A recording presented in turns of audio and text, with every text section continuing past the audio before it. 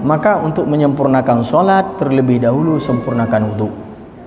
Kalau tidak sempurna wudu, maka pasti tidak akan sempurna solat kita. Orang ada yang bertanya, Ustaz, kayak mana caranya saya khusyuk? Khusyuk di dalam berwudu dulu. Orang terburu-buru di dalam berwudu, jangan harap solatnya khusyuk. Tapi orang kalau serius ketika berwudu, datang sebelum azan dia wudu, betul-betul dia wudu. Dia rasakan, dia niatkan ketika membasuh muka, ya Allah, wajahku ini adalah wajah yang sering memandang sesuatu yang Engkau haramkan.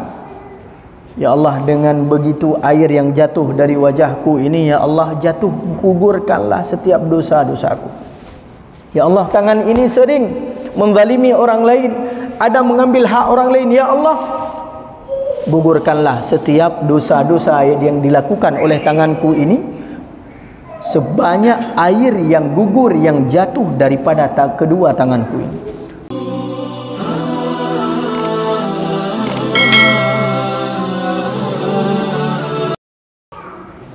A'udzubillahi minasyaitonirrajim. Bismillahirrahmanirrahim. Assalamualaikum warahmatullahi wabarakatuh. Alhamdulillah, Allahumma salli ala sayyidina Muhammad ibn Abdullah wa ala alihi wa ashabihi wa dhurriyyatihi wa mawalah. Amma ba'd. Subhanaka la ilma lana illa ma 'allamtana innaka antal alimul hakim.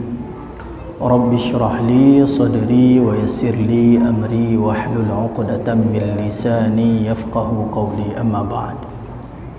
Alhamdulillah, sambil kita menunggu salat Isya, kemudian beriktikaf, jangan lupa niat iktikaf di rumah Allah. Kemudian kita lanjutkan kajian kitab fikih Syarah Al-Yaqutun Nafis fi Madhab Ibni Idris Asy-Syafi'i. Sebelumnya kita sudah menjelaskan tentang fardu wudu. Ya, fardunya sebagaimana yang pernah kita sampaikan sesuai dengan firman Allah Subhanahu wa taala. A'udzu billahi minasyaitonir rajim. Ya ayyuhalladzina amanu idza qumtum ilas salati faghsilu wujuhakum وأيديكم إلى المرافق وامسحوا برؤوسكم وأرجلكم إلى الكعبين. Jadi fardu wudu itu yang merupakan rukun wudu. Yang pertama harus dapat kita pahami dalam sebuah persoalan itu yang mana rukun, yang mana sunnah, agar kita tidak keliru. Ya, jadi banyak orang yang terkadang karena waktu belajar itu sekalian, jadi rukun di situ, sunnah di situ tidak dibedakan. Pertama kita berwudu itu membaca basmalah, kemudian kumur-kumur, kemudian istinsyak, kemudian membasuh muka. Jadi ketika kita tanya yang mana rukun, yang mana sunat, orang nggak paham. Akhirnya terkadang kita mubalaghahnya di dalam sunnah, tetapi kita tidak sempurna di dalam rukun. Maka di sini kenapa kita sampaikan secara terpisah, supaya kita paham, ya, yang mana rukun, yang mana yang sunnah. Rukun wudu yang pertama sebagaimana kita sampaikan sebelumnya, rukun wudu adalah membasuh muka, kemudian membasuh tangan sampai kedua siku, artinya di atas siku, ya.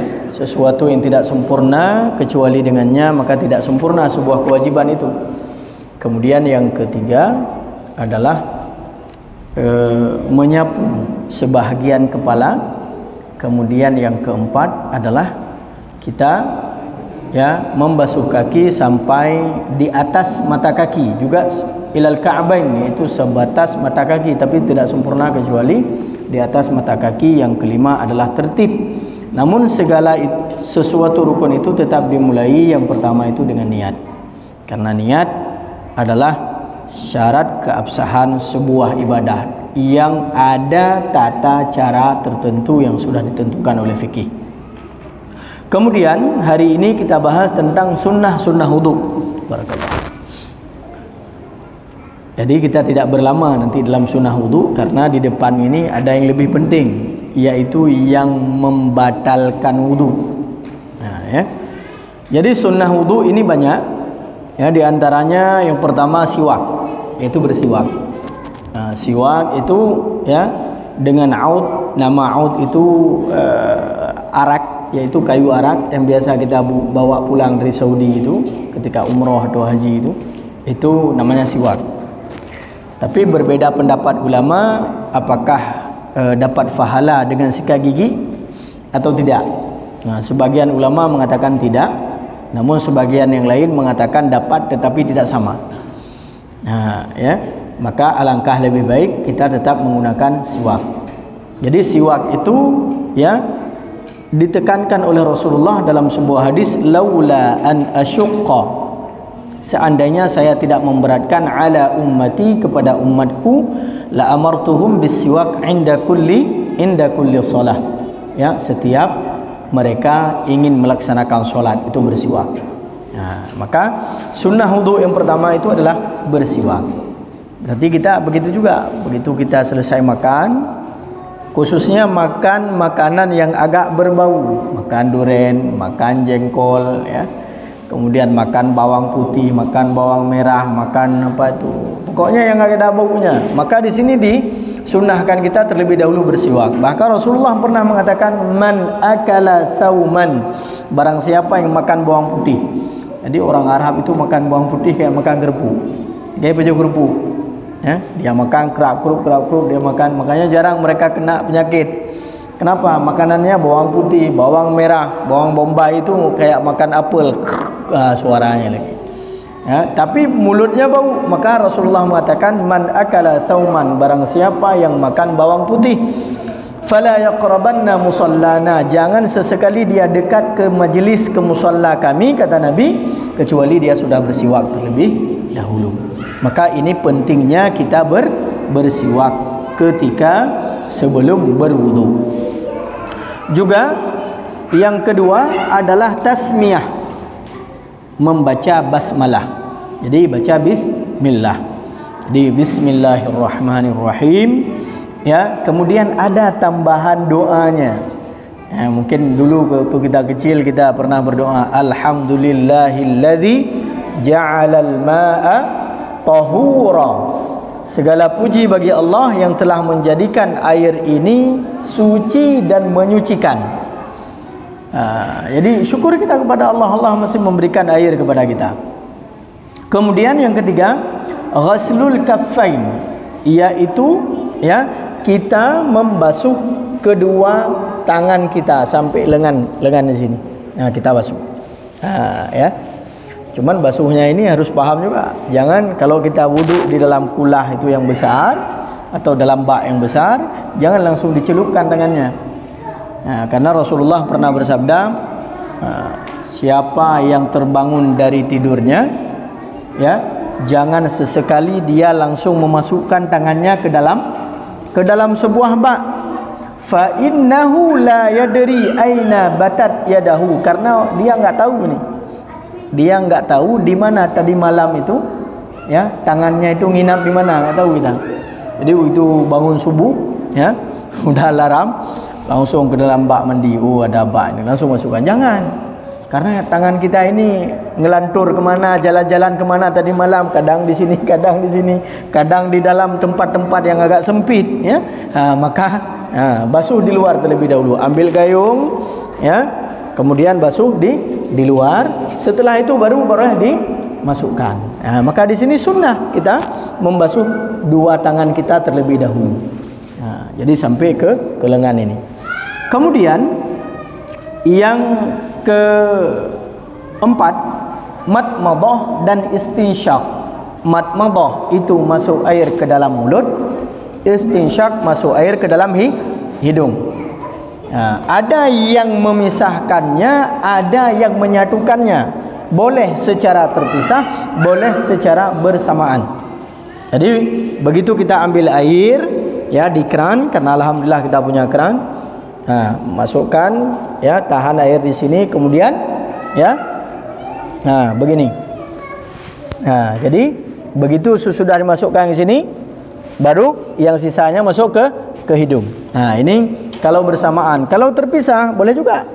Kalau terpisah, masukkan air terlebih dahulu dalam mulut, ya, kemudian kumur-kumur secara sempurna, kemudian buang, kemudian, ya, disunahkan 3 kali, kemudian baru ambil air, masukkan ke hidung. Boleh begini, ya, pokoknya masuk air ke hidung. Maka ini dinamakan dengan istinsyaq. Madmadah, kumur-kumur, istinsyaq, masukkan air ke dalam hidung. Maka obat paling bagus itu ya orang yang berwudu, pilek, ya, bersin-bersin, obatnya masukkan air ke dalam hidung, insyaallah dia akan sembuh. Seperti apa itu namanya, ghurrah, ya. Kalau orang pergi ke tempat bekam itu namanya ghurrah. Ghurrah masukkan, ada dia campuran zaitun, habas sauda, ya, kemudian dimasukkan ke dalam hidung, ditahan, kemudian nyankan cuma hidung apa, mata apa. Kenapa? Akan bersih hidung itu.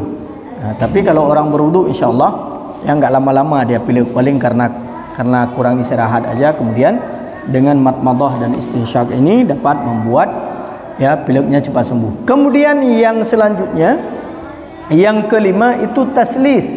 Yang keenam itu taslith. Taslith itu menigakalikan. Jadi kita berwudu itu baik yang sunnah maupun yang rukun, ini 3 kali disunnahkan. Jadi tiga kali. Jadi kita menigakalikan setiap perkara tersebut, ini sunnah. Kalau kita yang pertama yakinkan diri kita itu sudah sempurna pada yang pertama. Kemudian yang kedua, kalau yang kurang sempurna pada yang pertama, sempurnakan pada yang kedua. Kalau sudah yang kedua, maka niatkan yang ketiga adalah sebagai sunnah. Keempat, udah makruh. Jadi jangan lebih daripada 3. Kalau sudah 4, ini makruh. Ya. Kemudian sunnah juga yang ketujuh, mashur ra'si atau mashu jami'ir ra'si. Karena yang rukun tadi apa? Wamsahu bi ru'usikum, basuhlah sebahagian daripada kepala kalian. Sunnah kita membasuh seluruh kepala. Kita menyapu seluruh kepala. Kita ambil air, tangan kita masih basah, ada air, kemudian kita menyapu seluruh kepala dari depan, tarik dari belakang, tarik lagi ke depan. Ini sunnah. Kita membasuh, ya, menyapu seluruh kepala. Jadi jangan cuma udah siap, tapi ambil yang sunnah. Sunnahnya membasuh seluruh kepala. Kalau di dalam mazhab Maliki wajib, rukun, membasuh seluruh kepala itu rukun, bukan sunnah. Ini dalam mazhab Maliki. Sedangkan kita di dalam mazhab Syafi'i diperbolehkan alal aqal, paling sedikit itu, ya, terkena 3 helai daripada rambut, atau batasan paling kecil itu 3 helai rambut udah kena di atas kepala, udah. Itu kamu mada. Tapi sunnah yaitu kita membasuh, menyapu seluruh kepala. Kemudian menyapu kedua telinga. Mashul udhunaini. Mashul udhunaini. Jadi kalau di dalam prakteknya, ya, misalnya, ini air wudu, ini dari membasuh kepala. Kita ambil, menyapu kepala, seluruh kepala. Dari sini kita tarik, ya. Ada yang disatukan dengan telinga, ya, disatukan dengan telinga. Begitu selesai di sini, kemudian disatukan dengan telinga, boleh. Sebagaimana tadi kita satukan antara madmadah dengan istinsyaq. Kita ambil, dua-dua. Tapi kalau madmadahnya keluar, jangan enggak dikeluarkan lagi, apalagi puasa, ini bahaya. Ya, masuknya 3 kali, ya, karena kebetulan siang juga terik, ya, apalagi kayak tadi hari Senin banyak puasa sunnah, ya, ini keluarnya 1 kali, nelannya masuknya 3 kali. Entah kayak mana itu cerita, wallahu alam. Ya, hati-hati, jangan ada dusta di antara kita, ya. Jadi menyapu telinga, ini bisa bersamaan dengan menyapu seluruh kepala. Kalau terpisah boleh juga. Kemudian ini yang sering kita lupakan, Yang sering kita lupakan adalah sunnah ketika kita berwudu itu takhlilul asabi', yaitu menyela-nyela di antara jari kedua tangan dan jari kedua kaki. Nah, ini sunnah. Banyak ini yang berwudu, begitu dihidupkan keran, dihidupkan keran. Nah, ya, muka, ya, kemudian tangan, begini terus tangan dari sini, dah siap semua. Begitu juga yang kedua, begitu. Nah, padahal disunnahkan kayak gini, takhlil, kita menyela-nyela di samping jari-jari jemari kita ini. Nah, ya, semua kita sela-sela ini. Nah, begitu juga yang kanan dan yang kiri, kaki juga demikian. Nah, kaki juga demikian. Maka ini keliru ketika ada yang berwudu, hidupkan kan. Ini kaki, maaf ya. Nah, langsung kita praktek biar paham kita nih. Ada yang berwudu itu, maaf, hidupkan keran kayak gini. Nah, hidupkan lagi. Nah, kayak gini. Ini fawailul lil aqabi minan nar. Hati-hati. Orang disiksa di neraka itu di dalam kubur itu dua perkara. Rasulullah ketika mendengar tangisan orang di alam kuburnya itu karena dua perkara. Yang pertama, dia tidak bersih ketika kencing. Yang kedua, karena dia meninggalkan di belakang al-aqab, yaitu di belakang tumitnya ini tidak terbasuh oleh air. Tidak terbasuh oleh air. Rata-rata kayak gini semua. Ini jari kakinya kayak gini tahan. Di sini tidak mengalir dan tidak terkena, ya, tuh di belakang tumitnya. Maka di sini disebut al-aqab. Hati-hati. Nah, maka disunnahkan kita untuk menyela-nyela di antara jari kita dan juga di antara jari kaki kita. Jadi semua merata air. Air yang ada itu semua merata sampai di atas mata kaki dan juga di belakang tumit kita. Nah, ini semua rata. Maka ini sunnah. Jangan pernah kita tinggalkan. Ya, menyela-nyela, ya, antara jari jemari kedua tangan dan jari jemari kedua kaki kita. Kemudian selanjutnya wal muwalah. Muwalah itu artinya, ya, berkesinambungan. Berkesinambungan.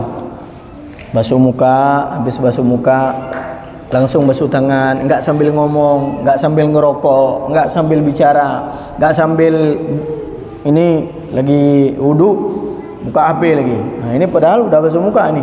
Mau kering air di muka, oh lupa saya. Lanjut lagi. Ini enggak mualah namanya. Ya, tidak berkesinambungan. Maka sunnah di dalam, ya, berwudu itu berkesinambungan. Tetapi kalau tertib itu wajib, rukun. Ya, kalau tertib itu jadi rukun.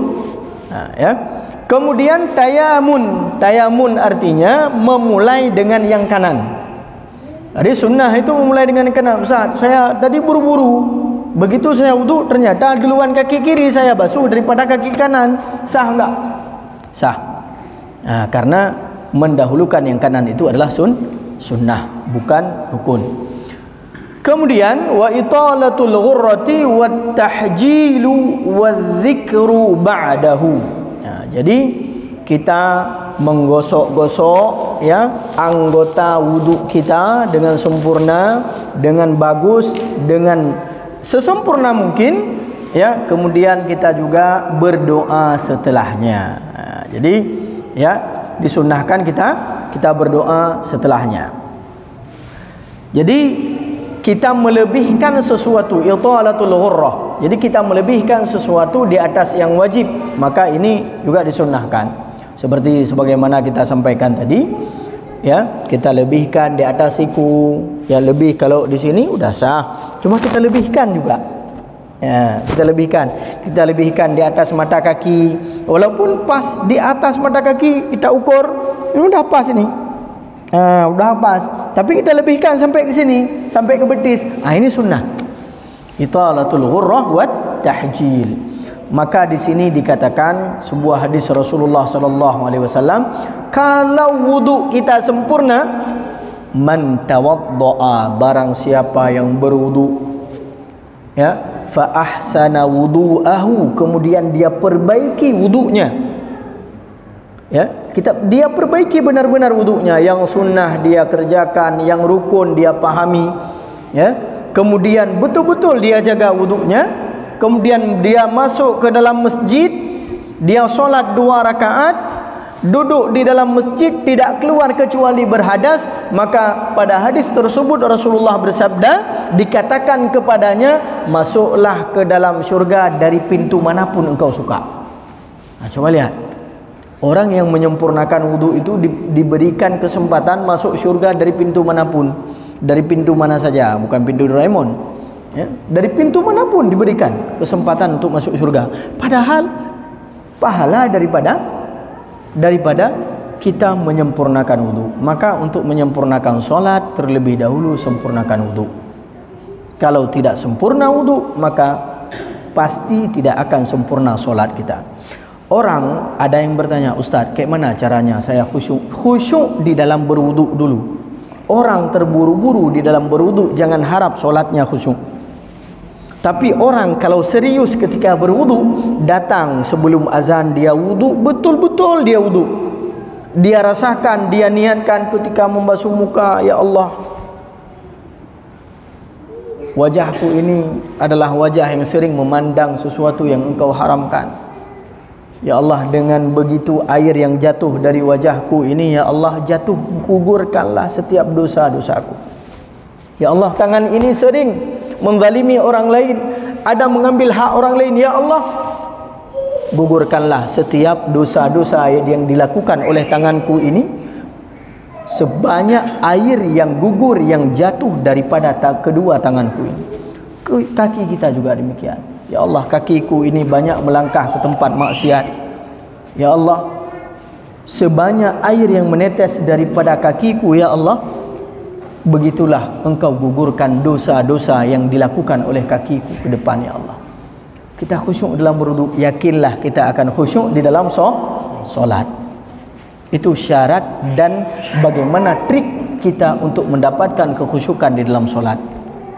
Kalau wudu tidak sempurna, wudu tidak khusyuk, pasti solat itu tidak akan khusyuk. Kenapa? Wudu ini mukaddimahnya solat, ya, tidak terlepas daripada wudu sebuah solat yang kita kerjakan. Maka dia selalu terikat dengan wudu yang kita kerjakan. Baik, kemudian di antara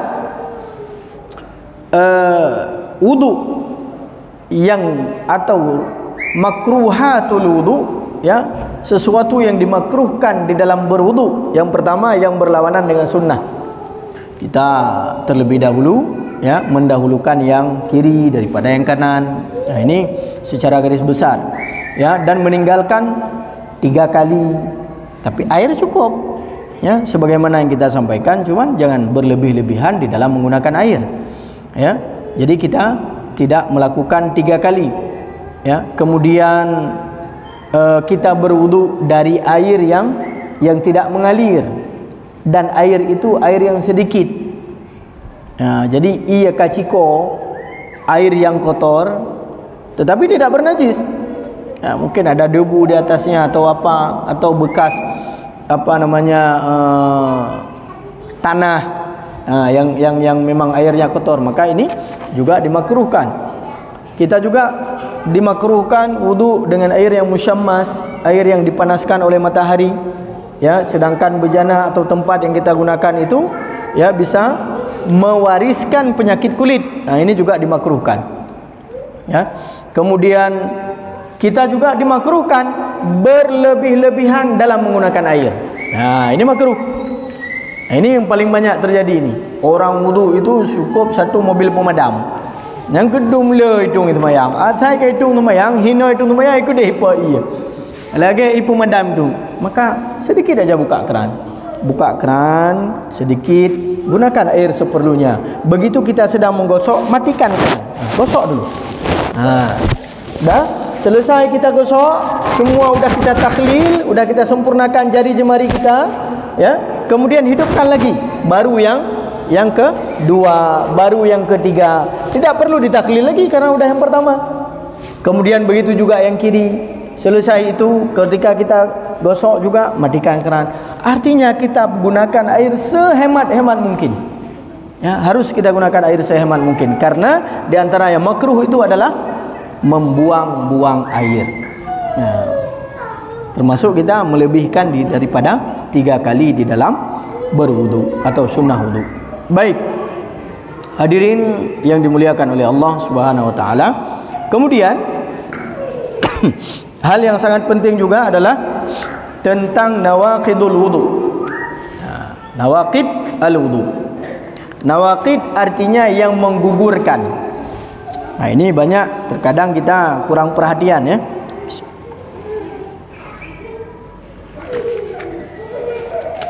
Nawaqidul wudu arba'atun. Yang membatalkan wudu, yang menggugurkan wudu itu ada 4. Kita sudah sampaikan, tidak terlalu berlama-lama di dalam sebuah teks ya. Yang penting inti yang perlu kita sampaikan ini sampai kepada kita.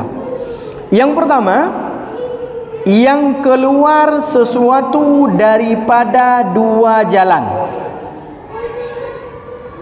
Ya. Ini yang membatalkan wudu. Kecuali yang keluar itu adalah air mani. Maka itu bukan cuma batal wudu, tetapi wajib mandi. Nah, lebih besar lagi. Jangan nanti dengar syarahnya setengah-setengah. Kata Ustaz Halim waktu pengajian, ya, al-khariju min ahadis sabilaini illal maniyah. Yang keluar daripada 2 jalan kecuali mani. Oh, berarti keluar mani enggak batal wudu. Bukan batal wudu, wajib mandi.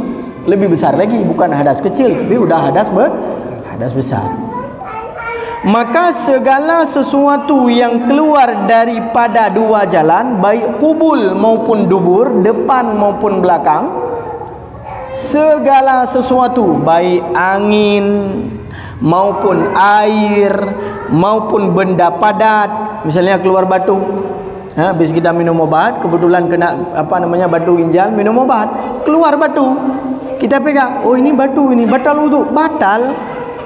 Pokoknya segala sesuatu, kalau angin aja yang keluar batal, apalagi yang selain angin, yang keras-keras, sudah tentu lebih batal lagi. Ya, oh yang keluar itu Ustaz emas, ya, kebetulan keluar emas, bukan emasnya orang Jawa, emas, keluar emas, ya, apakah batal wudu? Batal. Keluar permata batal, keluar batu cincin segede ini yang Ustaz Salmina batal juga.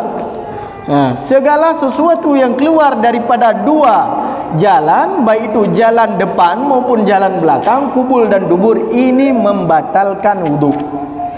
Ya, segala sesuatu. Jadi enggak perlu kita bayangkan lagi, oh kalau selain angin batal enggak ya? Batal. Pokoknya kalau keluar dari situ semua batal. Ya, membatalkan wudu. Yang kedua, hilang akal. Hilang akal itu ada beberapa kategori. Ada gila sesaat, ya, gila sesaat. Ada pingsan, orang pingsan, begitu pingsan ya. Habis itu cuma 1 menit bangun lagi. Kenapa kamu? Waduh, kayaknya tadi saya pingsan. Ini hilang akal. Hilang akal ini dapat membatalkan wudu. Atau dia itu begitu dia nggak sadar lagi, tapi bukan pingsan, gak ada hakai tiat, ya pura ada kenjawai, udah hilang akal selama-lamanya ya. Pokoknya pitam, semacam pitam kayak gitu, nggak nampak dunia ini, nggak nampak, udah gelap sama dia nggak pingsan cuma. Itu juga dinamakan dengan zawalul aqli, hilangnya akal. Jadi setiap sesuatu yang menghilangkan akal atau hilang sesaat atau hilang selamanya, ini membatalkan wudu. Maka urung pungo batu tumayang. Nyan hana pudada yang ba urung pungo nai tumayang iron. Hai cika pungo hana idang itu mayang. Ba urung pungo hana idang itu mayang. Tabak hana wajib tung itu mayang ba urung pungo. Maka ji punya beer tumayang, yang pura-pura pungo je. Menang kazan beer tumayang. Yang pura-pura pungo je, nyantung itu mayang hana wajib ulang tumayang. Illa binaumin, ya, kecuali hilang akar dengan tidur, yaitu naumul mumakkini, tidur yang tetap, bukan tidur yang tidak tetap. Bagaimana tidur yang tetap? Kita lagi duduk dengar ceramah, dengar kajian kayak gini, duduk bersandar kayak gitu. Itu enggak membatalkan wudu itu. Ya, kita duduk kayak gini. Kayak ini kan? Itu enggak membatalkan wudu. Tapi bahaya, banyak yang keliru. Ustaz, tadi pagi saya begitu solat subuh, imamnya baca ayat luar biasa panjang. Ya. Surat Al-Baqarah dibaca 1 juz. Saya itu begitu berdiri, kayak gini saya. Itu batal wudu. Tidur dalam keadaan berdiri itu batal wudu. Ya. Hati-hati. Maka hati-hati ini yang tidur waktu solat subuh. Kalau kita sambil duduk tertidur tapi waktu tahiyat akhir, kan enggak ada tahiyat awal solat subuh kan? Kecuali jarang solat pasti ada tahiyat awal. Ya, kita duduk kayak ini. Ngantuk dah. Ini tidak membatalkan wudu karena merapatnya dubur kita dengan lantai. Tapi ketika kita bangun sedang berdiri qiyam, itu kita tertidur dan hilang, memang kita tidur walaupun sesaat. Kan ada itu yang tidur udah mau nyampe melabuh, tiba-tiba kau balik lagi, ternyata imam udah rukuk. Ini batal wudu. Maka segera berwudu kembali. Itu membatalkan wudu. Ini sering terjadi di pesantren. Dulu di pesantren orang tidur, anak-anak itu santri tidur jam 2, jam 3 kan. Begitu solat subuh, mengayu-ayun dulu, tapi fikir khusyuk dah, baik dekat ayat rupanya dengar.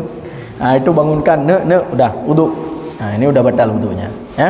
Karena itu bagian daripada tidur yang tidak tetap. Jadi tidur ini harus dipahami, tidur yang bagaimana. Saya udah tidur dari zuhur sampai asar. Begitu saya mau nunggu waktu solat atau dari maghrib ke isya, duduk saya. Kayak gini duduk kan. Begitu bangun masih posisi yang sama, maka wudunya tidak batal. Tetapi kalau tidurnya kayak gini pertama, ya kan? Begitu bangun kaki udah ke sana. Atau kepala udah ke sana, kaki udah di sini, ternyata udah rebahan, maka itu batal wudu. Ya, batal wudu. Kenapa? Orang yang bergerak di dalam tidurnya ini ditakutkan dia tidak merasakan ada angin yang keluar. Kadang-kadang ada angin, apakah angin barat, angin timur kan? Yang merasakan kan orang, yang menciumnya. Ya. Baik. Ya, maka al-mumakkini maq'adahu min mahalli qu'udihi, yang memungkinkan orang tersebut ketika duduk dan tidak bergerak, ya, posisinya daripada tempat duduknya. Maka ini yang kedua, artinya ya tidur juga membatalkan wudu, hilang akal. Di antaranya adalah tidur, kecuali tidur yang artinya tidur yang tetap, bukan tidur yang tidak tetap. Yang ketiga, iltiqa'u basyaratai ar-rajuli wal mar'ati al-kabiraini al-ajnabiyaini. Ya. Bertemunya kulit. Coba dilihat ya tagnya ini, jangan sampai kita salah paham. Bertemunya dua kulit, laki-laki dan perempuan yang dewasa yang sah nikah. Apa kategorinya? Bertemu kulit, laki-laki dan perempuan, kategorinya sah nikah. Maka ini membatalkan wudu. Ustaz, tadi saya sebelum berangkat ke masjid, saya salaman sama istri. Jadi istri bilang, "Bang, enggak salam kita dulu, Bang." Oh ya, udah lupa saya, Dik. Diciumnya tangan kita. Itu sampai sini wudu lagi. Ya, wudu lagi. Kenapa? Batal. Itu kan mahram saya, Ustaz. Kok mahram? Ya, mahram itu yang diharamkan nikah. Sama istri mana mungkin diharamkan nikah? Kalau itu mahram kita, berarti itu ya kita diharamkan untuk menikah dengan istri kita. Kan kami udah diikat, Ustaz, dengan pernikahan. Kan bisa pisah dengan talak, bisa pisah dengan mati. Talak hidup yaitu talak 3, cerai, atau talak mati, dia meninggal, perempuan itu menjalani masa iddah, selesai, dia kawin sama orang lain. Maka di sini patut kita pahami, al-mar'ati al-ajnabiyyaini, yaitu laki-laki dan perempuan yang dewasa yang keduanya sah nikah. Maka orang yang sah nikah. Jadi ini pemahaman siapa? Pemahaman di dalam mazhab Asy-Syafi'i. Dan ini harus benar-benar kita jaga. Apalagi kita ini sebagai imam misalnya kan. Jangan sampai kita berpaham tidak batal menyentuh istri karena ada pendapat para ulama, kemudian kita solat di belakang orang yang beriktikad bahwasanya batal kita menyentuh istri ketika setelah berwudu. Maka ini kacau nanti. Kenapa? Makmum meyakini kita batal wudu, kita meyakini diri kita tidak batal wudu, maka solat makmum semuanya tidak sah. Hanatha. Udah, anda ingin bermazhab yang berbeda, mazhab sendiri saja, di rumah saja solat di sana. Jangan menjadi imam, karena imam ini untuk diikuti. Jadi harus membuat makmum itu yakin dengan apa yang telah kita yakini dan kita pahami bersama secara umum di Indonesia adalah mazhab Syafi'i. Jadi penting untuk dapat kita pahami ini masalah membatalkan wudu, menyentuh kulit laki-laki dan kulit perempuan tanpa ada hail, yaitu batas. Ustaz, tadi saya salam sama istri, cuma dia kasih jilbab. Begitu saya pegang, dia pegang tangan saya, ada jilbab, ada kain yang membatas. Batal enggak? Tidak batal. Karena ada pembatas. Boleh. Mau gorden misalnya, bang mau salam ini mau pulang duluan, oh boleh. Di sini kita berdiri, di sana istri, gorden salam, cium gorden, bukan cium tangan. Ya, Ustaz, yang menyentuh itu bukan kulit tapi kuku. Kuku kan bukan kulit. Ya, yang menyentuh itu bukan pipi tapi gigi. Tidak batal wudu. Maka kalau ingin tidak batal wudu, salaman pakai kuku. Mana kuku mode? Nah, ini kuku. Ting. Oh, dah selesai. Tidak batal. Karena di sini basyarah, arti basyarah yaitu kulit. Oh, bukan dengan tangan, bukan dengan telapak tangan, tapi dengan di sini. Ini kulit atau bukan? Kulit, batal. Bukan dengan tangan, tapi mengidam baki. Tengah tatung semayang. Tengok dia tatung semayang, tapi kamar. Keluar dari kamar, istri kita enggak sengaja. Ya, lagi dia mau ke dapur, kita keluar kamar. Mungkin belum kaki, baca mekam belum menang. Batal. Karena ini telapak kaki juga kulit. Kecuali kuku dia dengan kuku kaki kita kena, ting, udah kuku sama kuku tidak batal. Cuman kita ditakutkan, enggak ada yang namanya ya kena ngukeh tak Ustaz. Hana kena kulit, yakin hang tentu semayang, maka ini kita ragukan nanti. Baik. Yang keempat, yang terakhir. Masu qubulil adami. Yang membatalkan wudu adalah menyentuh kubul al-adami au halaqati duburihi bi batnir rahati au butunil asabi'i. Menyentuh kubul itu apa? Kubul itu lewat depan. Berarti kemaluan. Semua kemaluan al-adami, kemaluan anak Adam manusia. Ataupun ruhung punggung, tempat keluarnya kotoran itu tersentuh dengan tangan kita, dengan telapak tangan, maka ini membatalkan wudu. Bi batinil asabi, dengan telapak tangan kita. Ini telapak tangan. Ini yang namanya tertutup ini semua dinamakan dengan telapak tangan. Telapak tangan di samping bukan. Ini telapak tangan di depan bukan. Yang telapak tangan yang sudah saya tutup inilah telapak tangan. Maka menyentuh kubul dengan telapak tangan membatalkan wudu. Punya saya sendiri Ustaz batal. Punya orang lain batal. Punya anak saya Ustaz batal. Punya anak orang batal.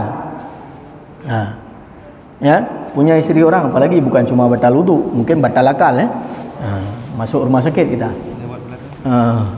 Ini telapak tangan. Kalau lewat belakang, ini tidak termasuk telapak tangan.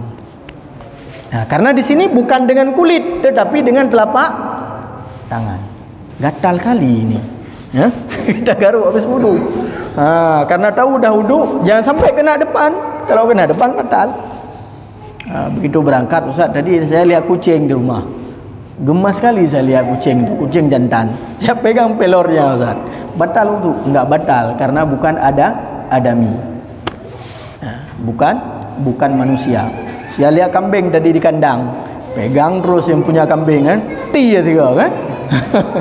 Batal enggak? Tidak batal karena bukan manusia. Tapi punya anak saya Ustaz masih kecil, masih 1 bulan. Batal enggak? Batal.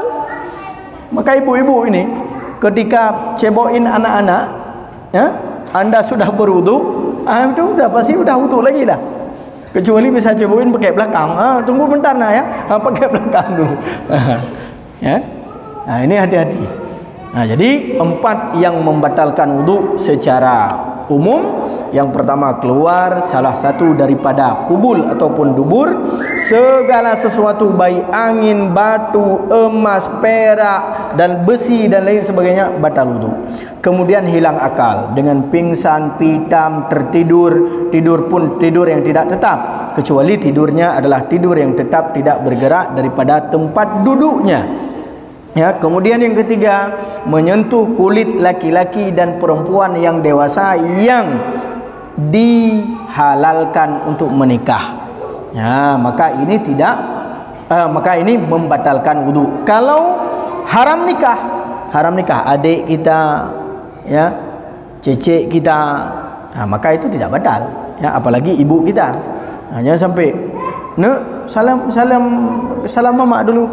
Mak, adik udah wudu tadi. Ini anak nggak paham nih. Ya, karena dengan ibu kita diharamkan. Baca ayat dalam Al-Quran, hurrimat alaikum ummahatukum wa banatukum, sampai seterusnya. Itulah yang tidak membatalkan wudu kita. Nah, siapa itu yang tidak membatalkan wudu kita? Sepupu batal wudu. Sepupu batal wudu karena sepupu halal nikah. Ya, walaupun sepupu itu bagian daripada keluarga kita, ya, bagian dari keluarga kita, tapi batal nikah, tapi batal wudu karena sah nikah. Nah, ya, Sayyidah Fatimah dengan Sayyidina Ali menikah dengan sepupuan Sayyidina Ali bin Abi Thalib, ya kan? Keluarga itu. Jadi yang keempat, ya, menyentuh kemaluan anak Adam dengan telapak tangan. Ya, dengan telapak tangan. Maka ini adalah hal-hal yang membatalkan wudu. Udah Isya ya? Udah. Oh, Masya Allah, pas sekali. Gak sempat yang nanya. Baik, Alhamdulillah. Ini secara umum, ya, InsyaAllah nanti ke depan akan kita lanjutkan dengan sesuatu yang apa-apa saja sih yang diharamkan bagi orang yang tidak berwudu. Ya, yang haram dilakukan oleh orang-orang yang berhadas kecil, tidak berhadas besar. Wallahu a'lam bishawab. Subhanakallahumma bihamdika asyhadu an la ilaha illa anta astaghfiruka wa atubu ilaik. Nanti kalau ada pertanyaan silahkan di luar daripada majelis ini. Assalamualaikum warahmatullahi wabarakatuh.